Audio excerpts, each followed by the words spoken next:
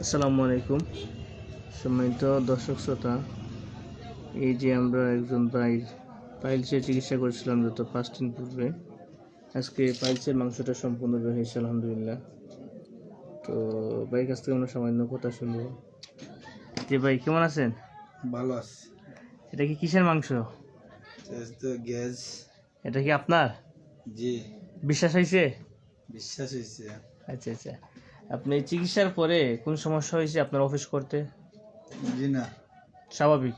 স্বাভাবিক অফিস করতে পারছি কোনো সমস্যা হয়েছিল কি? না, হালকা একটু বেদনা করছি, তো গোটা ফাঁকছে।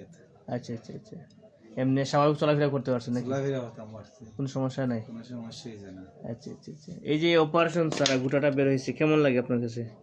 ভালো। আচ্ছা আলহামদুলিল্লাহ।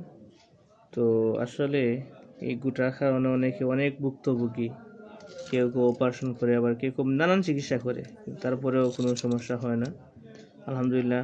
ভাই ওনার যেহেতু মাংস বের হয়ে গেছে, উনি কয়েকদিনের মধ্যে সম্পূর্ণ সুস্থ হবেন ইনশাল্লাহ, আর আমরাও আশাবাদী। তো যাই হোক, সবাই ভালো থাকবেন, আর আমাদের প্রতিষ্ঠানে দোয়া করবেন যাতে সঠিক চিকিৎসা মানুষকে আমরা প্রদান করতে পারি।